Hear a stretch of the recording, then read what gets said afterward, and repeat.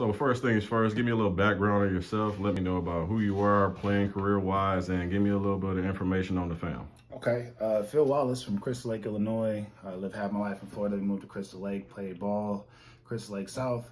A lot of records there. Then I went to Pensacola Junior College, records there as well. Then I played Division I at Coastal Carolina. Write books, created the FAM, the Foundation of Athletic Mentorship, and just do a lot of things for the youth. I'm the program director for A to Z basketball in the boys division, so very blessed to be able to do that. And I have that, get a chance to live what I'm passionate about. That's me in a nutshell. Have you seen any shifts in sports since the pandemic has started? I have. As far as the work ethic, it's really separating the ones who have a passion for it because they're able to be disciplined, put the work in, while everybody else is kind of just taking this as lounge time. We saw that with boys from Burlington. They locked in. What they were able to do last year, going undefeated.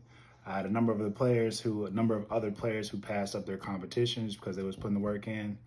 And I don't think this is COVID related, but we've noticed that there's not a lot of post presence that we're seeing. We've gone to a number of games where there was nobody who posted up the entire time, and because of teams just relying on 3-pointers, they're getting beat by less athletic teams versus teams who decide to get to the rim or post up and get the guaranteed bucket or the easier high percentage shot. So that's kind of the two things that I'm seeing now is just the more reliability on the three, and not everybody shoots like Steph Curry, and then the ones who are putting in the work behind the scenes are either closing the gap or creating one with their competition. Gotcha. So with that being said, with the post-present situation, is it something you just think is not being taught, or? I think so. I think, well, in this particular area, I'm seeing a lot of kids who are afraid of contact, right? So if I'm afraid of contact, I don't want to post up. And if I feel that the game is a 3-point game, well, there's no point for me to work on the post. Well, you're not thinking like a complete player.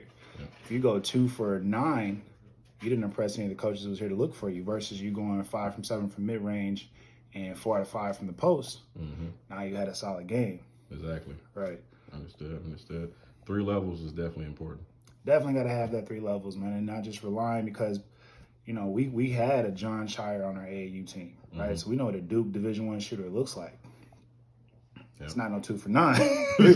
right? So if I'm trying to impress a coach, I'd rather go 5 for 7 from mid-range, get to the bucket, get some and-ones, hustle plays, and have that make up for it. If I'm not a 3-point specialist, you see that I do so many other intangibles on the court, you still got to have me versus if I'm off, I'm irrelevant.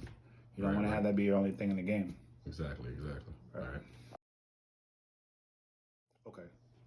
So just speaking wise, do you think kids and parents have enough information just basketball-wise, AAU-wise, and potentially training with a person like yourself that has expertise in this?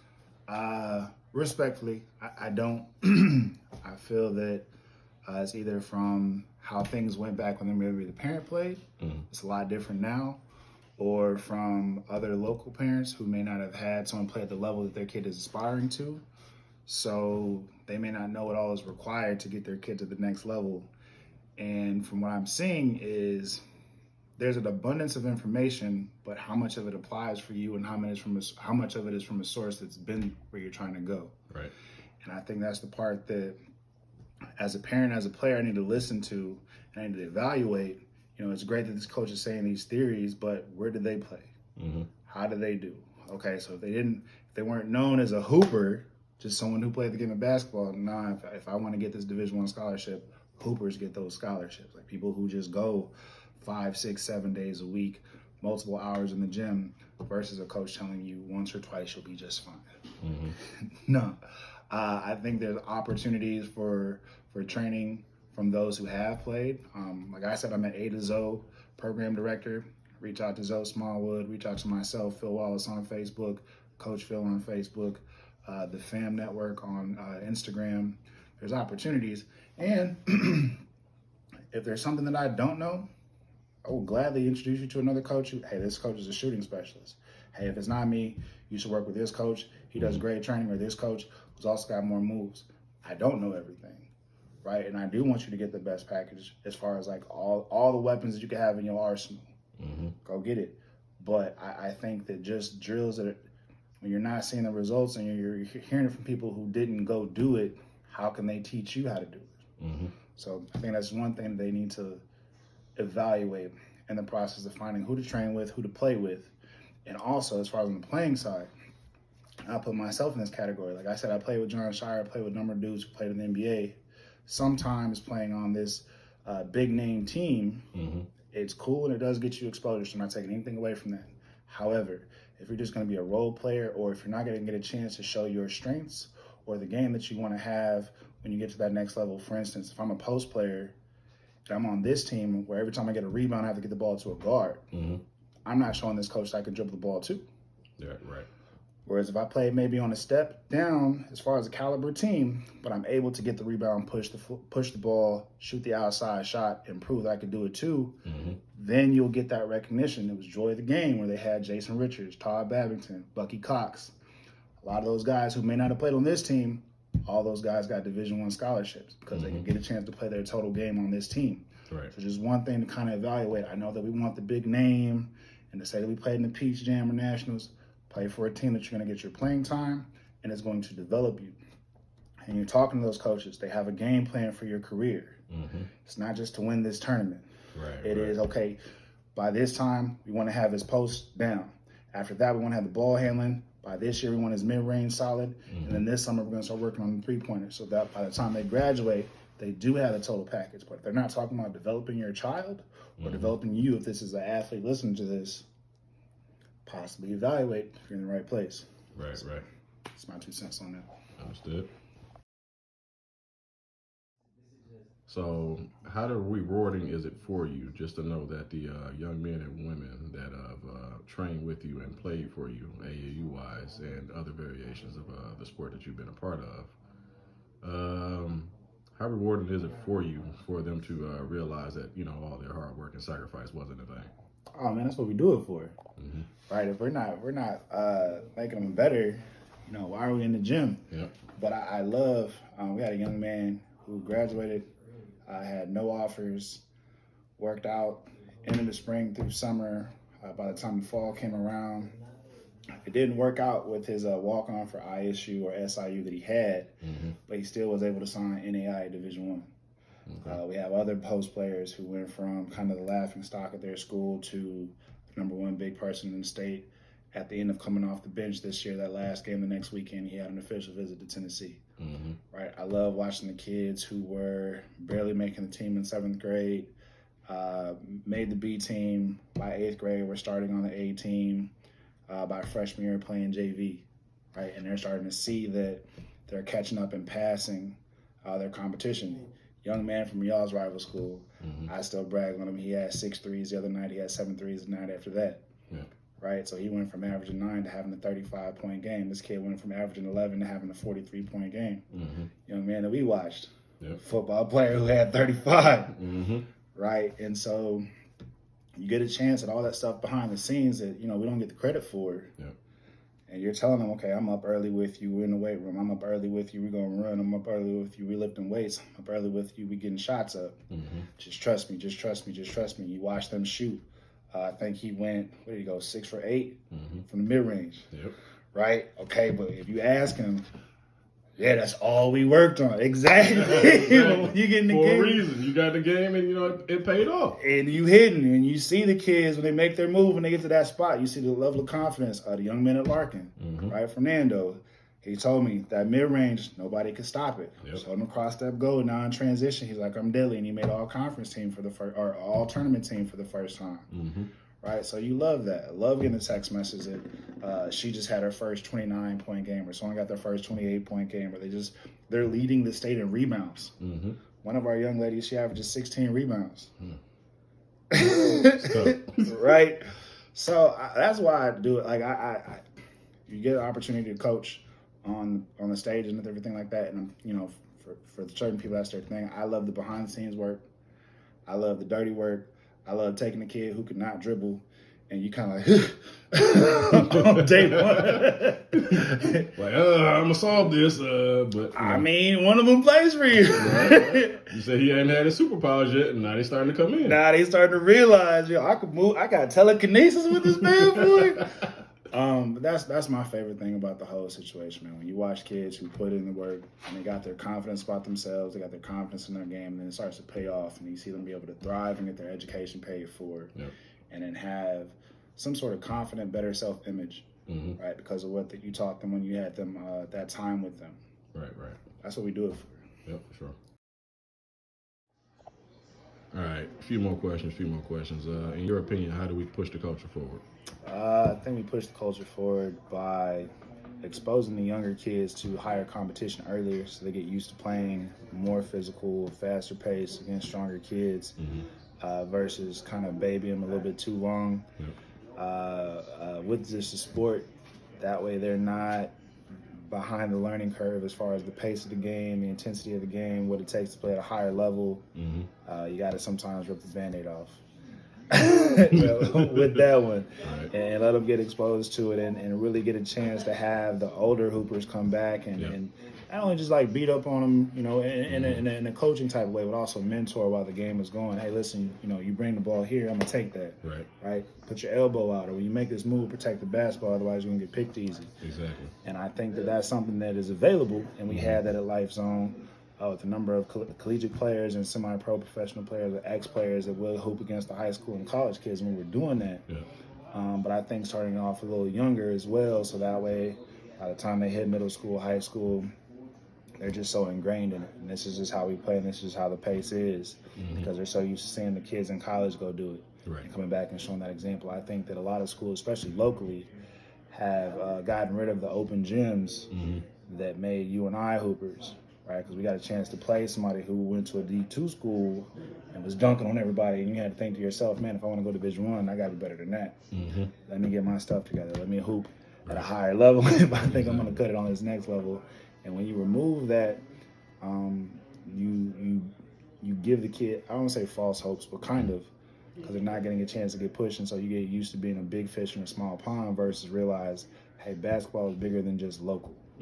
Am I the best person in my school? That's great. Am I the best person in the conference, Right. city, state? How do I handle myself or hold myself on a national level? Right. So that early exposure gives them something to go back to the lab to. Okay, this is when Coach Tarnell told me full pace. Yeah, we went to the Peach Jam. That's what he was talking about, because them boys was quick. Right. We need that, and I think that's something that's kind of lacking that we can get back to, especially in this area. It needs to be seen. Understood. All right, so social media, touchy subject. What do you think kids don't understand about public perception?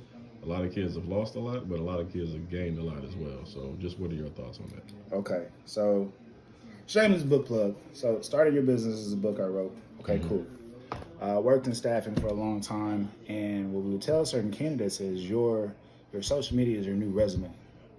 Right, and especially for athletes, coaches want to see who you are off the court. That's great that you can put a ball in a basket, or you can run touchdowns or hit a home. That's cool. Who are you off the court? Because if you're off the court, you're a headache. I don't want you on my floor. Yep. Right, you don't want to chase around a bunch of headaches. Nope. I want kids who know how to handle themselves and can represent my program to the best of their ability. Guys, and I'm not calling the kids this, I'll say the behavior is. When I'm saying dummies, I'm saying the behavior. Dummies will give away their scholarship to post cool stuff on social media. Right. I don't coach dummies. Exactly. So if you're in my program, that's not what I will inbox a kid quick. I will send it. Nah, that's not us. Take this down. What Same are you here. doing? Guys, it's not worth it. A bunch of likes from people who are not going anywhere shouldn't be what keeps you from going somewhere. Ever. Right. I don't care if that's when you become my age, older, unc's age, whatever. If you're going to lose what you're building for, right? Whether it's your scholarship or your business, you're going to lose what you're building for to impress people who don't care, who won't remember the post a week from now. But a coach does. And the coach says, you know what, Phil, or you know what, Tarnell, couldn't help but notice that you were doing X, Y, Z on the social media platform, and we just so happened to be one of the 24 people that liked that post, just so you would see that coaches are watching. Yep. But that being said, we're no longer interested in you joining our program, and that's your Duke. That's a North Carolina. That I don't care if it's JUCO. Right? That was a chance to get your education paid for and get your foot in the door for the next opportunity. That's going to be the same thing when you get older in the corporate world, where you rocked the interview. You had the experience, but you posted some mentally conservative stuff. I won't say stupid. Mentally conservative stuff. And you lost your job? Right. Basketball is your job, or whatever your sport is your job. You're going to lose that to impress people who don't have a dream or don't have a goal. No, man. So you could use that to show, these are my grades. This is me rocking it in class. Right? This is us behind the scene in the weight room. This is us behind the scene getting shots up. This is, day number 75 in a row. Let a coach who's on the fence about you see this is day 275 in a row. Right? Me and my teammate Tarnell, we getting shots up again. Consistency. Coach said consistency. We want to show him that this is day 275, coach. We getting 500 shots up before school. Let a coach see that. Someone's going to offer you a scholarship. Exactly. Versus you posting some dumb stuff at a party or holding the drink or whatever in your hand at a background of a party and losing the scholarship that you worked hard for. Likes is a dumb reason to not get a scholarship. If you are one of my kids, please do not lose your scholarship because of something that you post on social media. If you want to just joke and send your buddy, maybe I wouldn't have it in writing, but I'm not going to post anything contrary to my product. And then while you're getting your scholarship, your product is a sport. After you get done with that, your product is your 9 to 5 or whatever business that you have. Do not post anything that's contrary to your product or your community or your supporters. Okay? That's my 2 cents on the social media. For sure. All right, so last question we have here is, do you think kids and families have enough information when it comes to choosing a JUCO, post-grad, four-year institution, or just going and seeking the correct information in locations that are very available, but they might not know just who to speak to? And do you think some of those kids are ashamed when the level reaches out to them that they are not interested in going to? Right. I think it's a huge gap as far as what's available and what they should know versus what they do know. Most kids don't even know how to get a scholarship, right? If you ask most kids at the camp or the basketball team, what gets a scholarship, they're going to say buckets. Well, if ECC already has a scorer, they don't need a buckets. They need a rebounder. They need a defender. They need somebody who's a floor leader. They need someone who hustles. They need somebody to come off the bench and just lock up the other team's score. Do you even know what your school needs? Right? Coastal Carolina had the number 4 3-point shooter in the nation. They don't need Phil Wallace as a 3-point person. They need somebody who can create off the drive to get Jack Leisure a shot and get rebounds and get to the bucket if they have a mismatch. Cool. Have I asked my coach, what are you guys missing? What's a key piece to your program that you're missing, coach? I'd like to fill that for you. Are you showing that? Do you have a stat line? The reason why people debate LeBron James is one of the greatest players is because his stat line is not just points. Points, rebounds, assists, what he does for the total aspect of the game. Do you change that game in multiple facets? Or are you just a streaky 3-point shooter? When you on, you good, and then you not, you're irrelevant. Exactly. Do you know the major that you're trying to pursue as a sophomore, as a freshman, as a junior? That's cool that these schools are talking to you. Do they have what you're looking for? That'll help you filter, and that'll eliminate a lot of distractions in the process. Okay, what's the graduation rate at this school? What's the GPA for the teams in this school? Are the study halls mandatory at the school?